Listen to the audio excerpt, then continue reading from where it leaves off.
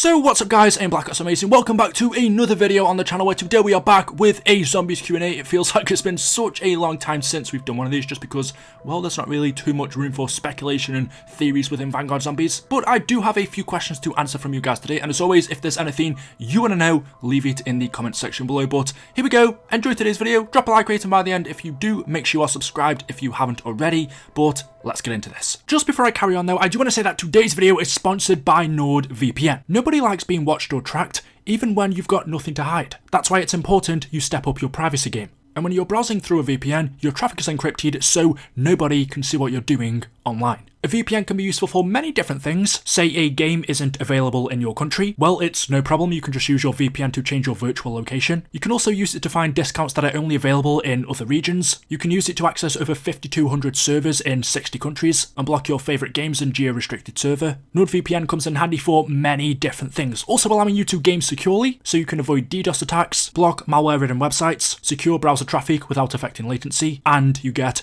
next generation encryption. And of course this doesn't just apply to games, because gamers also watch TV series and movies online as well, so you can use NordVPN to enter content from other regions by simply changing your IP location. It's incredibly easy. All you have to do is open up the map, click on the location you want, and you'll be connected within seconds. If you ever find something isn't available in your country, all you've got to do is change your virtual location on NordVPN. So there we go. If you guys are interested and want to get this for yourself, this Christmas, if you buy a 2-year plan, you can also get an extra 1 month for free. That is a massive 73% discount, and all you've got to do is click the link down in the description, and that will take you over to their website. And you can also see it up on screen now. So there we go. Make sure that you go ahead and get this, and thank you to NordVPN for sponsoring today's video. So the first question of today says, do we know anything about how we have the Pack-a-Punch machine and the mystery box within Vanguard Zombies? Now this is pretty interesting because we know that Vanguard Zombies is a prequel to Black Ops Cold War. They take place within the same universe. We know how we got the Pack-a-Punch machine, the perk machines, and other stuff like that within Cold War Zombies. They were sent to us by Zykov, who we also know ended up being the Forsaken. But as I mentioned, since Vanguard Zombies takes place before Cold War, how do we have, as you mentioned, the Pack-a-Punch machine, the mystery box, the perks? Because we know the perk machines, if you want to call them that we have in Vanguard Zombies look different than what we're used to. We no longer have Juggernaut, Quick Revive, Deadshot and stuff like that. Instead, they are renamed to things such as Fiendish Fortitude, Diabolical Damage. So how did we end up getting all of these things within Vanguard Zombies? And well, Syraxis, who is one of our elder gods, she tells us this. I don't know how many of your centuries ago it happened, but I remember when we first became aware of your world. Before that, we thought the dark ether was, well, everything. Then one day, strange items began to appear in my realm. I speak of things like that Pack-a-Punch device, and the box that spits out guns. They caused quite an uproar among my kind. How did they work? Where did they come from? And what kind of trouble could I stir up over there? I spent several of your lifetimes just catching glimpses through the dimensional veil. I watched you silly things discover agriculture and start to trade routes, all the basics. So the mechanisms that landed in the dark ether must have come from your future. Don't ask me how. Oh, I was too busy playing with your ancestors to care. At first, I got them to see me in campfires, then in pools of water. Later, it was mirrors and then crystal balls. The more civilized you became, the more refined the lens through which we spoke. But there was no crossing over, no visiting in the flesh, so I looked for a way to deepen my contact and my control. I needed an anchor in your reality. A trans-dimensional link so we could really connect. And that's when it hit me. That's when I had the idea for what you now call the artifacts. So Syraxis tells us she doesn't know how many centuries ago it was specifically, but it was a long time ago that her and the other entities first became aware of our world. Before that, she thought that it was only the Dark Ether, and that was it. That was the only place that existed. But one day, strange items began to appear there. Out of nowhere, devices such as the Pack-a-Punch machine, the mystery box, they just randomly appeared within the Dark Ether. She asked questions. How did these devices work? Where did they come from? How could they try and use them for themselves? And after spending several hundreds of years looking through the dimensional veil into our world from the Dark Ether, she eventually came to the conclusion that these devices must have come from our world, from the future. Now, we know Saraxis is half right. These devices she found in the Dark Ether, the Pack-a-Punch machine, the mystery box, they are from our world. But what she doesn't know is they were actually sent there from the previous timeline, which was tagged Richtofen,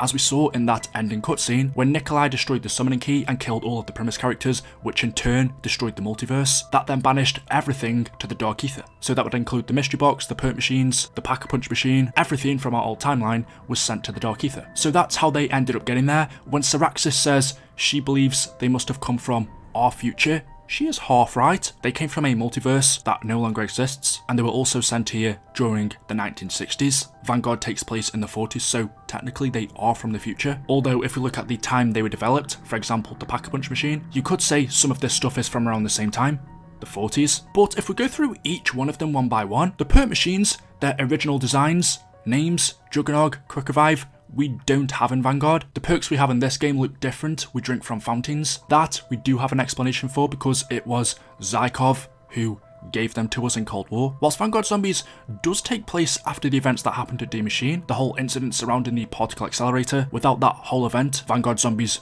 wouldn't have been possible. But as I was saying, the reason we don't see Cold War's perks in Vanguard is because Zykov wasn't sent to the Dark Ether until 1945. Duran Fang takes place a little bit before, during 1944, meaning during Duran Fang he isn't in the Dark Ether to be able to send us the perks from the Dark Ether. Instead, we see these fountains, but we don't really have an explanation for them. We don't know their background, their origins. I'm guessing that's something we're going to learn as we go on. But one thing we do have is the mystery box and the Pack-a-Punch. Following the same lines, the Pack-a-Punch machine was given to us by Zykov once again. But as I just mentioned, Zykov at this point in Duran Fang isn't in the Dark Ether.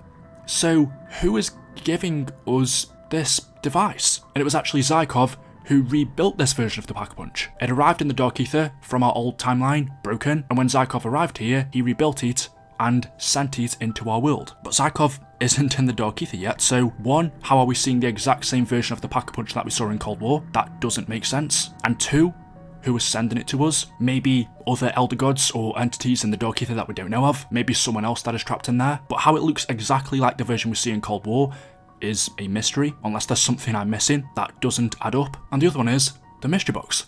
Who's giving us that? In Cold War, we were led to believe it was Zykov or the Forsaken, but the Forsaken doesn't exist in Vanguard Zombies. Eventually, we know he goes on to eat the Elder Gods. That's how he gains his powers, but right now in Vanguard, he hasn't done that. He hasn't yet become the most powerful entity in there. So there are some mysteries surrounding how we get this stuff, not just because we don't know, but also the dates don't really add up. So I'm going to leave that one there, but definitely let me know what you think in the comment section below. The next question of the day from Aaron says, what do we know of Project Janus? And the answer is nothing. But there are a few clues we can get. So we know that Project Janus has something to do with Edward Richtofen. We saw that multiple times in Cold War in both the Mauer Richtofen ending and the Forsaken one. The first time we saw it in Mauer was when we got a teaser of the director of Requiem, who we know is Eddie, and we can see on his computer screen it said, Project Janus may now proceed unimpeded. And then the second time we heard of this was in the Forsaken ending, where Richtofen was sitting in his office, and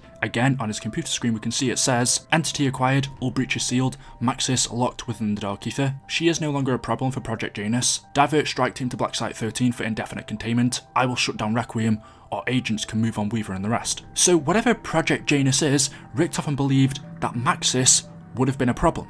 We know at the end she's ended up becoming trapped within the Dark Ether, and also the rest of our characters, Dr. Gray, Strauss, Carver, Weaver, they were all sent to containment indefinitely, meaning there is now no one that can interfere with Richtofen's plan, with Project Janus. But that doesn't tell us what it is. All that lets us know is that it's clearly very secretive. Richtofen obviously thought that these people that he's gotten rid of, Samantha and the rest, could have become a problem for it.